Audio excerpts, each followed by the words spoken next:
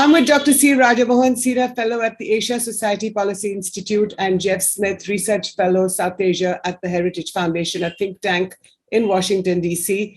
Today, I'm connecting the time zones between the US and Delhi. And of course, we're talking about Ukraine. The Russian invasion of Ukraine is entering. We're completing 2 weeks of the Russian invasion in Ukraine. And the latest news, at least from the India front, is that the Russian side has stopped its shelling and that as many as 800 students stuck in Pisochin, Sumy, and a couple of other towns in Ukraine are hopefully going to be able to get out very soon. And they will be evacuated into Russia. They will try and walk across the border into Russia, from where they will be evacuated very soon. As many as 20,000 Indian students will return from Ukraine. But I'm getting ahead of myself. So first of all, let me welcome you both to the print. Gentlemen, welcome.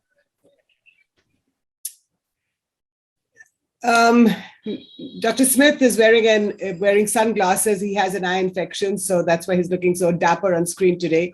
But so let me ask you, Dr. Smith, your first comments on the situation in Ukraine, and especially with India. Over the last week or 10 days, we've seen that India has abstained twice at the UN Security Council, once at the UN General Assembly, and once again at the Human Rights Council in Geneva a couple of days ago.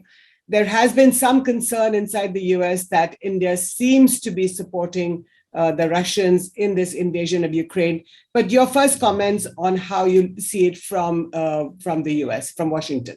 Yeah. First of all, thanks for working with me on the wardrobe adjustment. I woke up today with a pretty nasty eye infection, and it's very, very sensitive to the light. So until I get in to see the eye doctor tomorrow, this is pretty much the only way I can function until nighttime. So thank you again, and thanks. It's great to see Dr. Rajamohan again.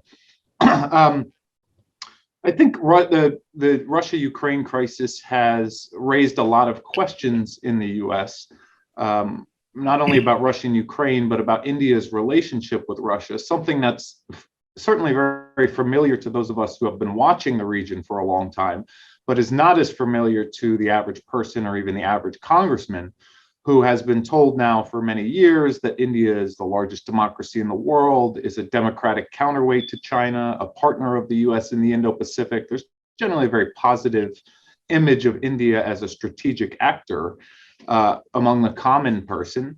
And so it was a little peculiar for them to see that India seems to be siding with what is widely seen as a malignant actor here in the US. And why would the world's largest democracy be voting with Pakistan and China and Iran at the United Nations not to condemn what certainly seems like a clear case of aggression, of Russia invading Ukraine, unprovoked, and an unnecessary war, a voluntary war.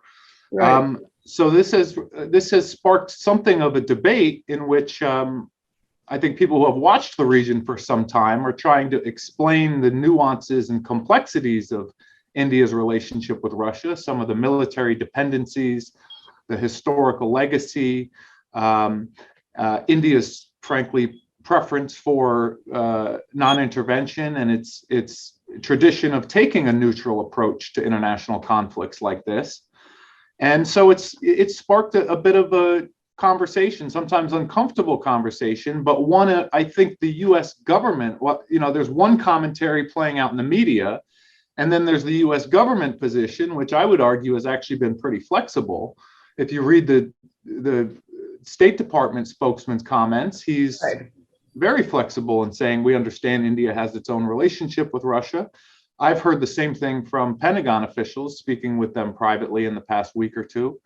And so there's sort of two parallel debates unfolding in some ways, but that's how it's looked here in Washington at a broad level. That's interesting, isn't it, Dr. Rajamohan, that the fact that there are two debates underway in the US, you would expect that the US media, which sometimes takes very strong positions, like us here in India as well, would be very, very critical of India's position and saying that the largest democracy in the world, but is supporting an invasion which is violating the territorial integrity and sovereignty of another nation.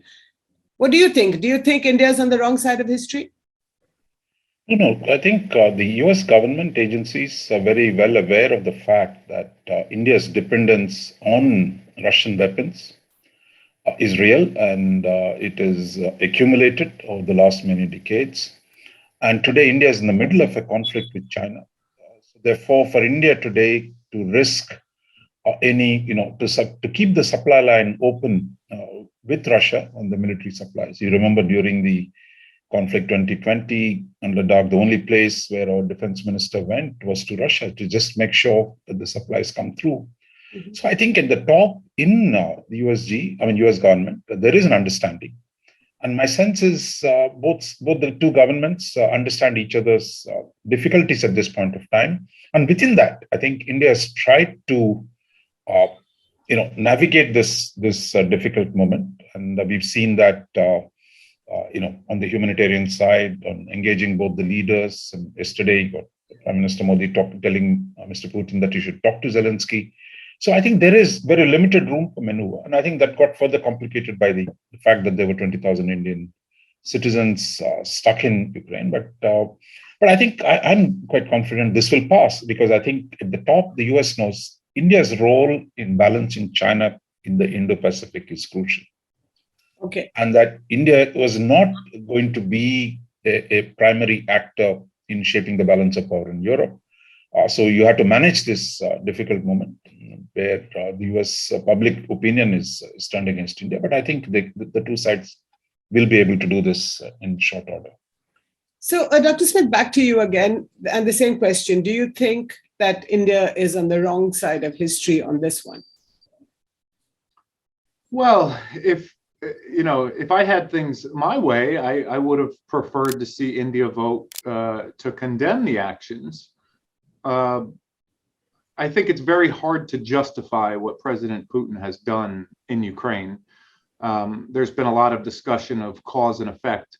Whatever you think of sort of pledges to President Putin to expand, not to expand NATO to Eastern Europe or not, even in the worst scenario, he's not justified in invading a country.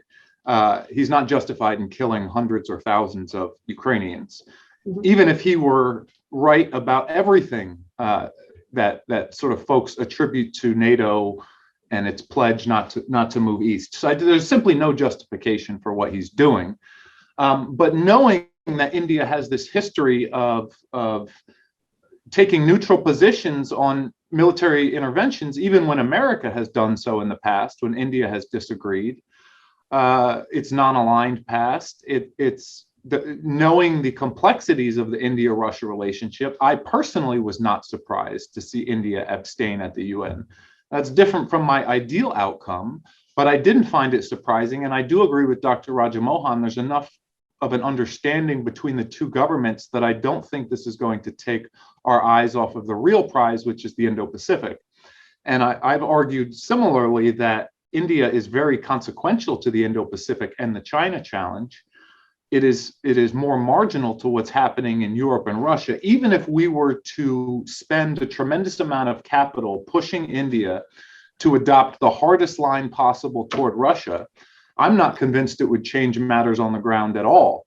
And so I'm not sure the juice is worth the squeeze. I think it's more important to focus on where we do have common interests and where India does have a significant impact, and that is the Indo-Pacific. And I think the US government gets that, but I do expect there to continue to be a lively debate in the press so long as this conflict is ongoing. So I'm going to ask the India-Pacific question to you, but just before that, Jeff, one quick question. You referred to India as non-aligned past. Now, do some of you in the US, and especially in the strategic community, do you think of what India is doing today as non-alignment 3.0, or what the Modi government is doing? I think it does appear to many as a continuation of this non-aligned tradition. I think most observers recognize that India has moved away from a very the extreme elements of non-alignment toward this more flexible strategic autonomy approach. that allows a little bit more space for India to take stands, to align with countries. It's proven more flexible than the old non-alignment, but we do see that tradition rearing its head a little bit in this crisis.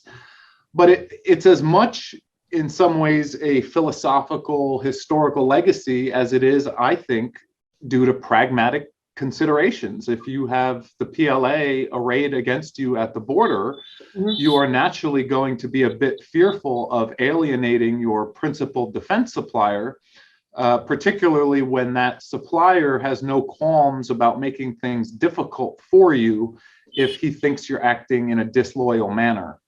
And so I think there are both sort of Machiavellian, pragmatic reasons, but also this historical legacy and philosophical tradition. Both of them seem to me to be at play, but I'm here in Washington, a couple thousand miles away, so I may be getting that wrong. Dr. Rajamohan, in your view, do you think that the Narendra Modi government is taking recourse to its old sort of comfort zone of non-alignment? And do you think that we should, or India should, perhaps step out of that cocoon and be able to sort of speak up in much louder tones? No, respectfully, differing with Jeff, I don't think non-alignment is a useful lens to think about where India is today. That there's no non-alignment between US, which today India's total trade this year is likely to be about $160 billion. And our trade with Russia is about $10 billion. And the second biggest partner for India is Europe. So I think in the last 30 years, I think those of us who do foreign policy, continue to think about non-alignment, but the structure of India's engagement with the world is profoundly changed. That if you look at its trade relationships, it is US, Europe, UK, Japan, ASEAN. I think Russia is inconsequential in its economic relationship relative to the others. The only problem India has is Russia still supplies 50 to 60% of the weaponry. Even there, I think there's been a decline in the new acquisitions, percentage of new acquisitions, but the historic, or shall we say, the inventory still depends a lot on Russia. So I think India is just managing a problem that is inherited from its path dependence, if you will. And it is the question of today dealing with the Ukraine crisis about managing that problem. So I don't think this government is sentimental. They have no ideological baggage like the Congress party. They're not dying to be non-aligned. There is no non-alignment. That here is our situation. Our biggest threat comes from China, which is also the biggest partner for Russia. So this idea somehow India can be neutral between East and the West, it's going to walk a fine path. I think a lot of that is, again, comes from the traditional way of thinking about Indian foreign policy through non-alignment. Today, the net weight of the West in India's engagement, not just on trade, on diaspora, on a whole lot of other links, is deep. So India doesn't want to sacrifice that relationship to appear non-aligned. That used to be our style before. But today, it's a question of there is a legacy problem that is being managed with no sentiment. And silence does not mean endorsement of the Russian actions. And it is a way of dealing with the complicated situation. I think what this crisis has revealed, one interesting thing, that India's strategic autonomy is constrained by Russia. But while the historic debate in India, it's the West that constrains India's strategic autonomy, today the main constraint on India's strategic autonomy comes from dependence on Russia, which is going to be increasingly become a junior partner to China. Mm-hmm. So that is where India's principal problem is going to come. And the answer to that problem is with the West. And I would like to quote Don Lu, who is the Assistant Secretary of State, in a testimony to Senate committee the other day. He was being strongly questioned. He pointed to the fact Indian purchases were declining. And he also said, look, there's an opportunity for the Americans industry to supply arms to India, so that if we can think of a creative plan in which India can reduce its dependence on Russian weapons, the problem of strategic autonomy, of non-alignment, much of that can be sorted out. But this will take time. Yeah. But Dr. Rajamohan, can I just ask you here? You've said a lot of things, but the question of India being restrained by Russia and you're linking that with India's dependence on Russian defense equipment. Would you say that it's just the dependence on the defense I think so. that There's shapes nothing India's else. Yeah, policy? it's the only factor that constrains India.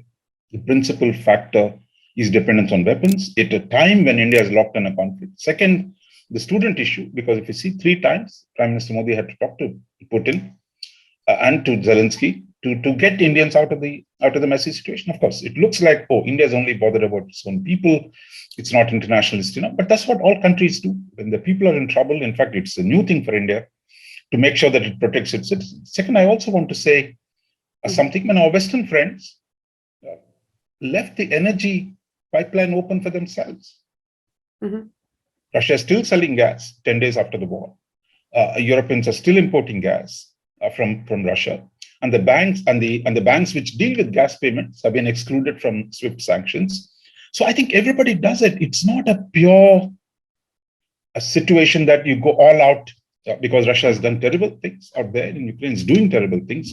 Just as US and Europe have kept open some carve-outs for themselves, India is trying to do the same. So could we have handled it better in terms of criticize them in the UN, but at the same time, do the carve-outs, what you have to do. We could argue on that. But I think what India is doing is not very different from what others are doing of securing their own major equities vis-a-vis Russia.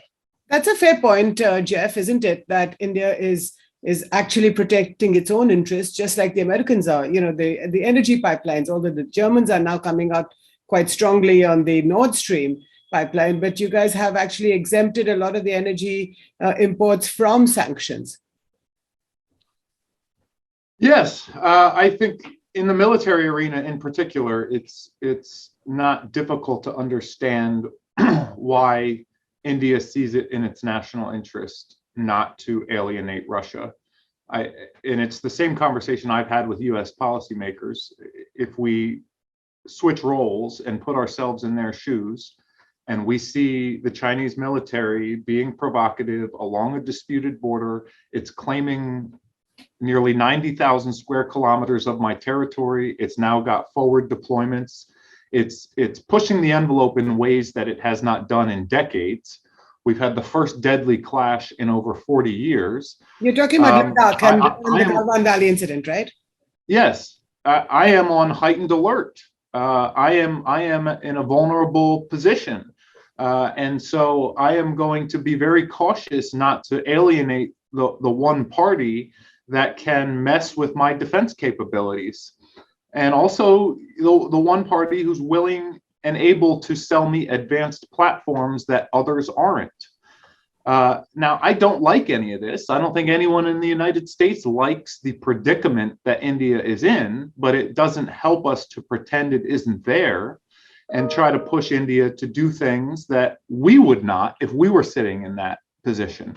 Mm-hmm. And so this is, you know, I may be more sympathetic because I've been following India for long enough to understand this situation. But I think that understanding is beginning to seep in more widely in Washington, which is why I think you have seen a reasonable response from the US government. Okay. Dr. Rajamohan, let me ask you 2 questions. The first is on the Indo-Pacific that both of you have referred to. Now, in your view, first of all, why has China also abstained at the UN Security Council when it's widely said, including by you, that the Russians are a junior partner of the Chinese, in which case the Chinese should have come out openly in support of the Russians? I think there was a negotiation, I think, between the Chinese and the Americans. I mean, I think the Chinese gave their abstention as a way of accommodating American interests. Otherwise, they could have vetoed with the Russians. But, you know, when the Chinese see Russians anyway were going to veto it. So what's the point of an additional veto? But the Chinese media, Chinese propaganda has consistently backed in the last 10 days what Russia is doing, has been thoroughly critical of what the US is doing. So I don't think we can compare the Chinese and the Indian positions. But what is this accommodation of US interests that the Chinese are doing? No, it's just, you know, they're telling you, because during the crisis, even before the invasion, US State Department, Blinken and others kept calling the Chinese and said, please stop your dear friends from intervening. Mm-hmm. This is not good. So Chinese have leverage with Russia. So Americans were trying to see if they can use it, but it didn't work. But all they got was a little bit of accommodation in terms of instead of a veto, they have abstained. But that doesn't mean Chinese have stopped supporting. In fact, they've agreed to buy Russian wheat. They're going to use the financial sectors are going to combine. So I think if you go to the February 4th summit between Xi Jinping and Putin, it is clear as daylight that they are the biggest allies today. And for India, that is the problem for India. That is for us, our principal challenge is working with your best friend. And together, they're also reaching out to Pakistan. So it is this new axis that is emerging. How does India break out of this? What is this new axis? China, Pakistan, and Russia. I mean, you've seen them trying to work together in Afghanistan in the last 4 or 5 years. China and Russia together today. And the fact that Imran Khan was drawn and Pakistan abstained, the major non-NATO ally. India is at least not an ally. So I think we are beginning to see an arrangement in the region, which is US and Russia and China trying to limit US power. And for us, the problem is we have to break out of this dependence on Russia. Otherwise, we will be tied forever because Russians are saying, oh, we'll help you mediate with the Chinese.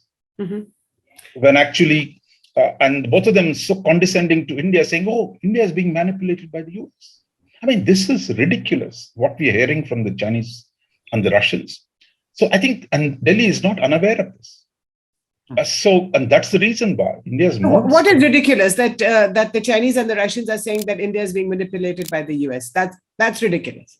Yeah, it's saying that India has no agency. Poor India, just as a lot of Indians, so poor innocent Putin being driven into Ukraine by the crazy NATO. I mean, this is an attitude by Russians and the Chinese. Somehow India is out there and a helpless India being pushed manipulated by the US. Look, this relationship has past its date in terms of there is no political love lost. There is no empathy between the peoples. What you have is that only a state-to-state relationship, essentially concentrated to the weapons issue. And it is going to be a problem for us because their relationship with China, which is going to make things worse for us. So I think India will find to break out of this by deepening cooperation with the West. So irrespective of what happens in Ukraine, India and the US have reasons to work together. And I'll see that only growing in the days ahead. Jeff, just hold your thought for 1 second. I'm just going to pursue Dr. Rajamohan's line of thought. So you're saying that there's no people-to-people relationship left anymore between India and Russia. But what about that the dependence is solely because of India's defense imports? What about Prime Minister Modi's relationship with the Russian president? It's path dependence. Look, we've been having these annual summits for 20 years. India doesn't want to abandon that relationship because India thought, look, you have to maintain the weapons relationship. And you thought Russia can be a balancer in the region. That Russia would play an independent role in Asia. That was the basis on which we said, okay, even as they got closer to China, we thought, no, Russia will not totally go behind China and that they'll have an independent role. But what we've seen happen in February is not very encouraging. Right. And a Russia that is fighting with Europe and the West will be even more obliged to China, and which will be a bigger problem for us. Okay. So, Jeff, can I ask you about the China question now? The US's new ambassador, Nicholas Burns, has just arrived in China. There is some talk here in Delhi that the US and the Chinese are perhaps coming together, or at least talking to each other on the Ukraine situation, which is one of the reasons why the Chinese abstained at the UN Security Council. What are your thoughts? Well, we are certainly talking to each other. Most governments are talking to China. That's a part of statecraft. There's nothing unusual about that. I don't think that in any way suggests the return of the feared G2. Even with a Democratic administration, I think it's important for people to realize that President Obama's first term, there was a big effort to reach out to China and open up communication, dialogue, turn a new chapter. By the second Obama administration, many in the sort of center-left Democratic national security establishment felt like they had been played by China. There were several incidents, including Scarborough Shoal in 2012, where they felt the Chinese did not reciprocate, and the Chinese were simply playing hardball, and this engagement needed to be fundamentally rethought. And so the team in place now with Kurt Campbell and Eli Ratner and others are China skeptical, to say the least. Mm-hmm. I don't foresee any kind of big diplomatic engagement, any major breakthroughs happening. I think this relationship is going to remain tense for the foreseeable future. I think the Ukraine crisis has in some ways put China in an uncomfortable position simply because it's spouting talking points for 30, 40, 50 years have been respect for territorial sovereignty, no violations of sovereignty, respecting territorial integrity. I mean, the list of talking points that they recite at every meeting, I think Russia has violated them in numerous ways, and it's put them in somewhat of an uncomfortable position. Mm-hmm. But that partnership has defied critics time and again. We've been hearing that, yes, Russia and China are talking, but that relationship isn't going anywhere. There's too much underlying mistrust. It's going to fall apart eventually. And every year, that relationship has defied the critics and grown stronger and stronger and stronger. And I think that has created an uncomfortable situation for India in some ways. It's yet another reason why Russia is not going to be a reliable long-term partner for many of the reasons Dr. Rajamohan outlined. I really agree with him on most of them. I just can't make the same case because I'll be lectured on what happened in 1971 and don't tell us about why Russia is not a good friend. But to hear it from Dr. Mohan, I think was very welcome. But can I ask you the 1971 question in that case? No. Or have things, things moved on? It's been 50 years only. That's the case I've tried to make. And, I understand the sense of loyalty to Russia during the Cold War. I understand this idea that Russia helped us out when we needed it and was there to supply defense articles. But I do think that we need to move past that now. I feel like many Indians I engage with are very quick to recite every perceived American transgression for the past 50 years, and they'll go into intimate details about what happened in Korea and Vietnam and Afghanistan and Iraq and Libya and Syria. None of them will ever talk about Czechoslovakia, Russia's invasion of Vietnam, Ukraine, Georgia, its insurgencies in the Baltic states. I mean, if you think Russia was the good guy during the Cold War and America was doing everything bad, I think we need to get you new history books. Russia has just as troublesome a history as the United States. It was a dirty war. It was the Cold War. And this sort of myth of Russia as the benevolent guardian is not only incorrect, or the picture is more complex than that, but we are now in a much different time and place. It's not 1971 anymore, and Russia is not a reliable balancer against China. In fact, they are increasingly China's closest strategic partner, and I think it's time to turn a new page. No, you're absolutely right. But the fact is also, it's not as if India's looked at the former Soviet Union or Russia with just the one pair of eyes, or say rose-tinted spectacles. In 1956, with the Soviet invasion of Hungary, for example, then Prime Minister Nehru was very critical, and subsequently again with the invasion of Czechoslovakia in 1968. But to you, Dr. Rajamohan, the hypocrisy question.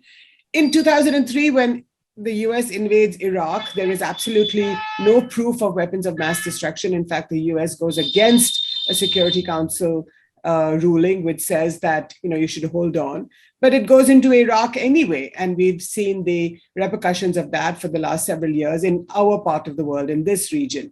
Now, of course, one wrong doesn't justify another, but would you say that in the US, for example, that there is no acknowledgement at all of what happened in the past, and that blonde hair and blue eyes are somehow more important than black and brown skins? Adolescents talk about hypocrisy and double standards, and mature people talk about interests. So this is, hypocrisy is part of life, whether it is life in ordinary people or in the life of states. It's even more common because you're living in an anarchic world and states are constantly calculating, recalculating. So to judge international actions on the basis of hypocrisy, you did this so-and-so day, now you are doing this. Look, this is really unproductive. I think for India or for most countries, it is a question of interest. And there are permanent interests, but there's no question of permanent friends. You know that. Look at US-China relationship. China and US fought a war in Korean War in 1950-53. Thousands of Chinese died and thousands of American soldiers died. 18 years later, they were doing a deal against the Soviet Union. It is Mr. Mao Zedong himself. And then that was the celebration of that anniversary of Nixon-Mao summit took place a couple of weeks ago. Mm-hmm. And then Deng Xiaoping comes and says, look, let's draw American capital to build China up. And China was built by American capital and access to American markets. Today, when China becomes strong, it's pushing against America again. Mm-hmm. This is what we've seen in one lifetime, in my lifetime. Look at Russia-China relationship. They were treaty partners in the 50s. They were adversaries in the 60s and the 70s. And now they say they're the best buddies. So for India to say, 71, this happened, you did this in 1955. No, I'm not. I don't think people are talking about 1971 anymore. But let's talk about, Discourse is, look, what are your interests today? Your economic interests are with the West today. Your threat to your territorial integrity comes from China. And China is getting into a deeper relationship with Russia. Now, Russia is your old partner, so you want to salvage that relationship. I don't think anybody can question that principal need of India. But to now, that is where we are. But where Russia-China relationship will go will have consequences for us. Mm-hmm. Just as if China and US tomorrow do a deal, that will have an effect on us. So that relationship between the major powers is constantly changing. And for but do you feel that the China and the US are doing a deal? And is that one I think what the US is doing far less than, look, we've been sitting in summit meetings with the Chinese and the Russians when Chinese are occupied your territory. I'm not talking about the historic occupation, but in the last 2 years, we sit in BRICS as if nothing has happened on your borders. So states do it all the time. Look, no, but you're not answering the question. So Jeff, I'm telling you, just because, in India, we're ready to jump to G2 conclusion, moment Americans and the Chinese talk. We are sitting with the Chinese and Russians in the same group. Mm-hmm. So I think, look, states talk to each other. Those two, in fact, as permanent members of the Security Council, they'll keep talking. But the question is the US doing something today that hurts your interest? That is the question. But that's the question. The question to you, is the US doing something today that would hurt India's interests by talking to the Chinese, which are sitting on India's borders? No, not simply by talking to them. I don't know how to state it more clearly than Dr. Mohan just did. India is talking to China. So why would we not talk to China because of India? That doesn't make any sense. Mm-hmm. And we still, like India, do hundreds of billions of dollars in trade with China. And so there needs to be open lines of communication. I'm as sort of China hawkish as it gets inside Washington, but I don't think we need to stop talking to them altogether. We still have, potential mishaps in the South China Sea over freedom of navigation. We have trade. We have lots of reasons why we need to communicate with one another. But communicating doesn't mean we're secretly plotting behind the scenes to undermine one of our strategic partners. That's the furthest thing we're doing in our conversations with the Chinese. I don't have any reason to believe our conversations would be against India in any way. Okay, so let me ask you the same question I asked Dr. Rajamohan, which is the hypocrisy question. In 2003, when the US invades Iraq, it's justified. In fact, if you go back and look at the cover of the Economist magazine, it says the war was justified. Today's Economist has a flag of Ukraine on the cover with blood dripping from it. So I think different strokes for different folks, or at least for the West versus the East. With the Ukraine crisis, with Russia invading Ukraine, right, the whole world is up in arms against the Russians. There's nothing wrong with that, of course, but there is different yardsticks, different rules for different invasions, if you like. Right. Well, I would say much of the world was also up in arms over the Iraq invasion. I mean, we took a lot of criticism for that from the very start, from many inside the U.S., many outside the U.S. And so, in some ways, it's been consistent. There's a lot of opposition to both interventions. Certainly, the WMD issue didn't pan out the way that the Bush administration claimed it was going to. I was in college back then, so I had no involvement in pushing for the Iraq war, advocating for it. I have no attachment to it whatsoever. I was an outside observer. But there was also a difference between the two. I mean, Saddam Hussein was one of the most brutal dictators in contemporary history who killed hundreds of thousands of his own people. Does that mean the invasion was justified? No. But does that mean we should be comparing him to the democratically elected government of Ukraine? Also, no. I think that's a poor comparison in some ways. But all of the talk of Iraq does, from an American perspective, seem a little bit like whataboutism. I mean, anytime we try to engage on the Russia-Ukraine question with some of our counterparts, there's no effort to defend what Putin is doing. It's, well, but what about Iraq? But what about Iraq? Who says this to you? After 20 years of after 20 years of but what about Iraq, it gets a little old, especially for those of us who weren't actually involved. Let me ask you, who says this to you? What about Iraq? Who says this? I mean, multiple times a week. People I interact with. No, I'm asking. You did. I will say it, but do Indian officials say the same thing? Sometimes. We'll put it that way. Sometimes. Okay. So you think that's an old story and should be forgotten?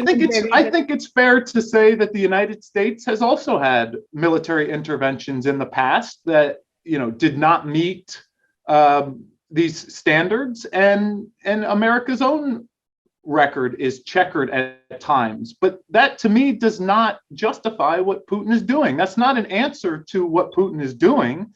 All that's doing is acknowledging that other great powers have also had military interventions that have been heavily criticized for good reason. And all of these folks who are very critical of what happened in Iraq don't have anything to say about Putin and his invasion.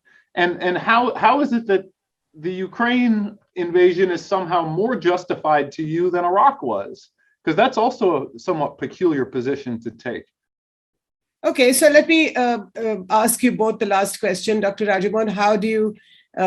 How do you see this panning out? If once the Indian students return, and hopefully they will, and then over the next 24 hours or so, do you think that India will continue holding its nose on the Russian invasion? Do you think there could be, a much more critical position of Russia, as you indicate, or do you think India will continue to abstain at international fora? As I said, look, the students' issue is an urgent and immediate one, but the weapons dependency is not going to go away. It's just about the weapons dependency. That's all it is. No, I'm just saying that, look, if you see, what are we doing about it? There the question is, the Prime Minister Modi in the last 4 or 5 years has talked about producing more weapons in India, reducing imports, self-reliance. That's fine. But the question today is it just about weapons dependency on Russia? Yeah, exactly. I've said, that is the only hook that the Russians have on India. And it is something that is important. So you're not going to just simply ignore that and manage. But there are other things you can do. India can work with France, for example, on developing, on the humanitarian issue. There are other things to be done on Ukraine. It's not just voting up or down. So there is room for diplomacy, I think, even today. And the fact that India is finally telling both sides to talk, there will be room to do that. But I think the key for us over the longer term, that how does India deal with complex situations, is to the much wanted strategic autonomy is critical. And that for us, the problem today is our dependence on Russia. If we change that, I think India's freedom of action on the international stage will go up considerably. And I think that's the direction to go. But the point is that if India's dependence on Russia's weapons is going to continue for a while, then you don't have strategic autonomy. Yeah, as long as it exists. Yeah. So the thing is, how do you diversify from that? And how do you maximize your room for maneuver within that constraint that you have? Do you think India should call Russia's bluff? No, I you can't. think It's not a bluff. You have to. You have stuck with them at this point. Yeah, I don't think it's a bluff either. I mean, it is true that the dependence isn't entirely one way. I mean, Russia has much to gain from having India as a client and a purchaser of defense equipment. So it's not as if India has no leverage in the relationship at all, but the balance of leverage lies on Russia's side. And Russia has the ability to create significant problems for India and its capacity to defend itself. India's ability to create trouble for Russia is more limited and more constrained to, I would say, the economic realm. Russia doesn't want to lose India as a defense purchaser, but India really does not want to have Russia trying to undermine its ability to defend itself at a critical time right now.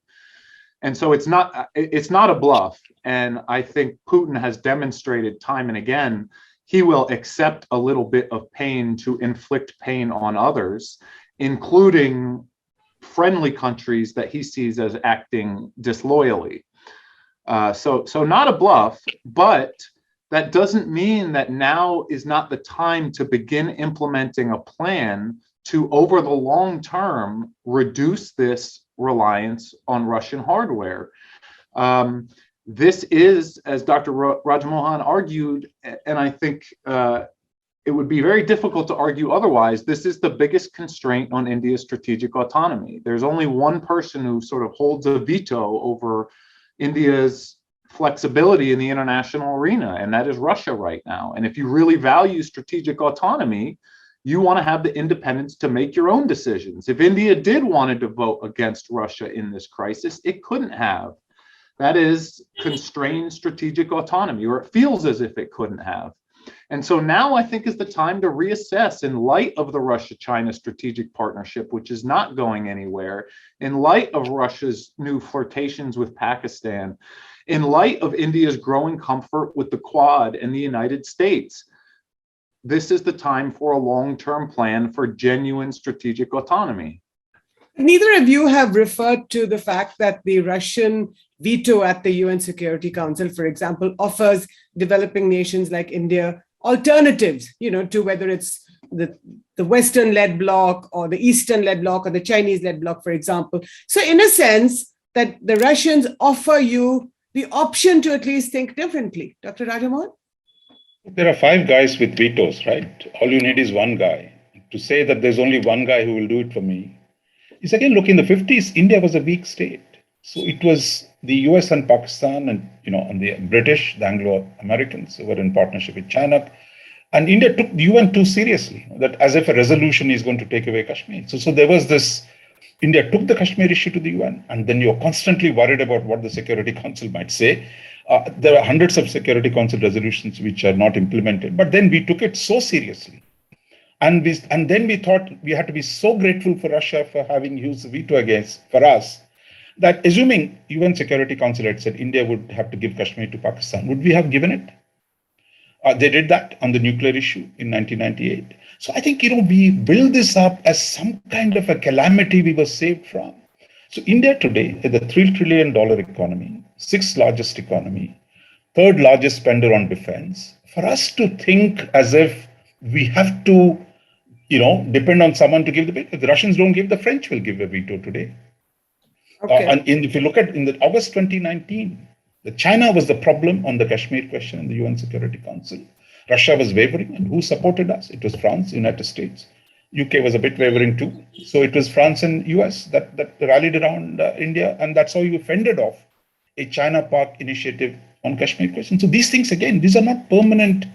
We're not in a marriage with Soviet Union. So this is countries align, realign. You see, I told you about US-China-Russia relationship. There's been so many changes in the last 50 years. So I think for us, we must think big. We are a big country. And within that, we are stuck on the weapons dependence. And I think what we needed today, translating Prime Minister's commitment that we want to produce more. It's not just Russia, that is right. For a large country like ours to keep importing weapons, I think it's a terrible situation to be in. Right. We'll have to leave it there, but this has been a fascinating discussion that, especially to talk about India's dependence on Russia and its constraint, according to Rajmohan and to you, Jeff Smith, on India's strategic autonomy.